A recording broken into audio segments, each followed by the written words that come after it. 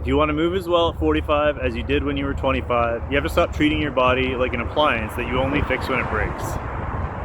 This is my complete top to bottom mobility and tissue maintenance protocol.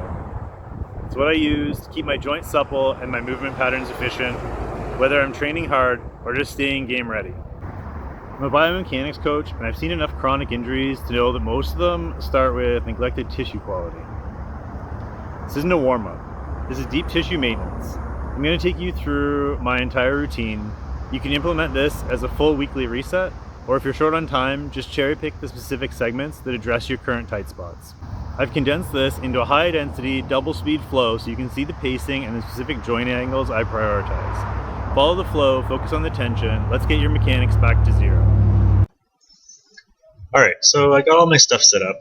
I did end up putting the video here, the stretching part of the video, in double time, just because it was taking a long time to get through it, and I tried recording over it, but it was too long. So we start off stretching, and we're starting with the calves, and we're going to work our way up. So I'm just using a standard yoga block here. All my stretches are about 30 seconds a side, and I'm doing 3 sets on each side, as obviously you can see here. Sorry about the camera keeps adjusting the focus over and over. I'm going to have to try and play with the settings next time. But yeah, so I'm trying to work with the calves and really try and loosen them up as I move up the whole posterior chain. So this program is mainly designed, when I did this program, I actually had just finished a run. So it was designed really just to kind of loosen everything back up again, keep the posterior chain nice and loose, and that way when I go into my next workout, I'm ready to go. This can also be used for any kind of pain relief. If you have back pain, hip pain, knee pain, you can go through something like this and it will help relax you.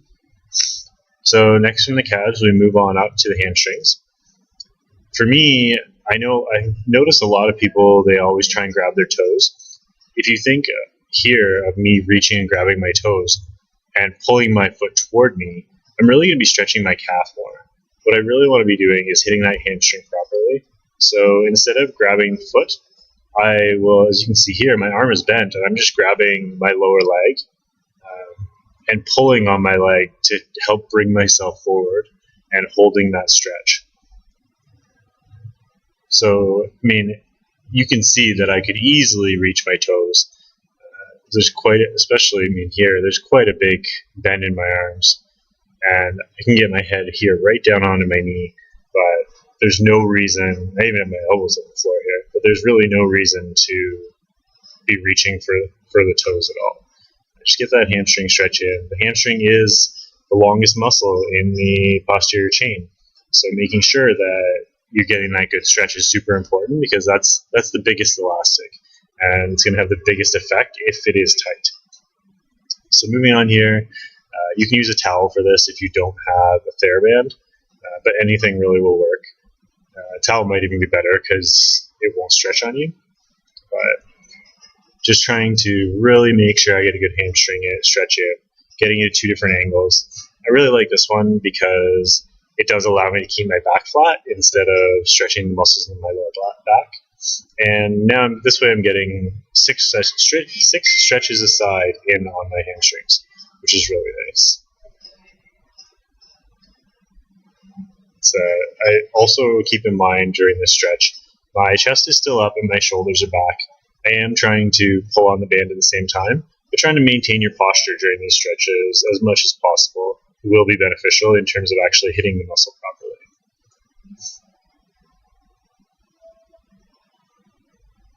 Downstairs, there were some other things going on, so every once in a while you see me looking around at people coming into the room. So after this one, I believe we are moving into the glute stretch next from here as we get rid of the band. Yeah. So this one, somebody mentioned to me already, looking at this stretch, that they normally keep, at least on this side, they keep their left leg, and now we've switched on to the right leg, they keep that leg bent at a 90-degree angle. I personally like having it up a little higher. I feel like I get a better stretch in the glute in this way. For those of you who don't know, what's going on here is the bent leg that's crossed over the straight leg, that's the leg that's getting the stretch in the glute. So you're just crossing it over and then pulling the other leg back because it's in turn pulling back the side that's stretching. So really making sure that I'm in good posture here, getting a good stretch across these muscles. Again, the glute is a huge muscle. We'll get more into this in the rolling out section, but the glute is a huge muscle group, and there can be a lot of tightness in through the glute. So making sure you get that stretch through the glute is definitely important. I think this is where we go back to regular time here. Make sure you have your water with you, of course. Yeah. All right. So now we're switching back to normal time because I want to talk a little more about the rolling out, and it goes a little faster. So again, we start from the bottom and we work our way up. Here I'm actually using a squash ball. So I'm starting with a really small ball. It's about the size of a golf ball. You can use a golf ball if you want. Or, as you can see here, I switch into a lacrosse ball. And the lacrosse ball is a lot bigger. I'm doing about 10 rolls per side, and then switching and still doing 3 sets. Now, you can start with the lacrosse ball and move your way up if you want. That's fine. You don't have to use a smaller ball. I just like using the smaller one to work out little kinks here and there. So from here, I move to the calves. I did have to record this video a couple times, so hopefully this one turns out a little better. The first time my camera died, and then the second time it turned off after 10 minutes. I didn't realize I had that as a setting. So anyway, onto the calves. So you can see with the foam roller here, we're using the trigger point foam roller, and which I did a video on before if you want to check that out. But with the foam roller, we're only working right down at the bottom of the calf. We're not actually rolling out the muscle too much. We're rolling the tendons and ligaments and all the attachments down as close to the foot as possible. So we do a couple sets of this, and then we do get into the muscle itself. So it's not like I'm ignoring it, but hitting those tendons and ligaments is usually where you have the most scar tissue. So rolling that out is going to have the biggest impact.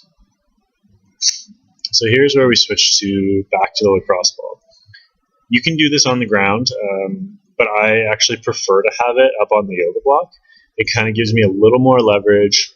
You can see you don't need to put too much pressure on it. The right leg is actually bent for a reason. It's supporting me so all of my weight isn't on the ball. If you put all of your weight on the ball in this situation, it's going to be quite painful. You can even see here, I'm going quite slow and really being very cautious going through the entire length of the muscle. And that's because it was very, very painful. And I did just finish a run, so you don't want to go too crazy with it. Now onto the hamstring. I don't know if you can see that very well, but that roller there is actually homemade. I brought it into a model making place that I used to work next door to, and they ended up putting it together for me. But it's literally just a foosball table handle cut down to size with a rollerblade wheel inserted. And as opposed to the foam rollers, I find it really difficult to get in between the muscle fibers of the foam roller. So this roller, I'm really able to pick and choose which muscle fibers I go in between. And then we move up to the glute. As I said, this one's super important. In terms of rolling out, this one is just as important as stretching the hamstrings is for the stretches. This is probably the most beneficial thing you will do in your day in terms of your health and in terms of injury prevention or fixing an injury. Really making sure you get right in the meat of the muscle. You can work up and down. You can, as you can see here, I'm kind of tilting more on the side, trying to dig really in up near that sciatic nerve. If this is too painful for you, and yes, warning, if you're doing it for the first time, this is not going to be comfortable. But if it is too painful, instead of having my left leg here crossed over, just straighten it and put the foot on the floor. You don't need to have it crossed over, but if it's not painful, then cross it over. And then if it's still not painful, then you're in a good spot. During any of these rolling out exercises, if you're feeling any pain, that means that you should be doing it more often because you shouldn't be having any pain. Pain is there to tell you that there's something wrong. So the more painful it is, the more you need to do it. All right, so that's it for the rolling out. And the last thing I like to do is get into the fascial stretching. So fascial stretching, which we haven't really talked about much on this channel yet, is something that's relatively new. But basically, the fascia being so, now finding out that it can contract individual muscles, you really need to take time and stretch it on its own. So what we're doing here is just planting ourselves into a hamstring stretch. It's 4 minutes exactly. I cut out parts of it for you guys, so you didn't have to watch the whole 4 minutes. But you can see I'm slightly over 90 degrees because I can reach further than that. I don't need to be at 90 degrees.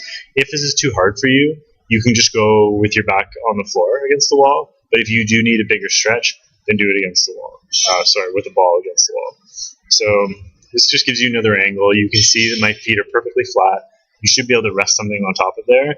If you can't, then the angle is too big. You need to back off the angle so that you can get your feet flat. You really want everything symmetrical. That's super important. I do try and give you a couple different angles here just to kind of get a grasp of it. I know it's hard without me there to actually tell you how to get into and out of position, but it shouldn't be too difficult. Unless you're using it without the ball, in which case it can be quite awkward to get your butt right up against the wall so your legs are flat. But you do have to get as close as possible. If you need to get someone's help to push you in against the wall, then do that.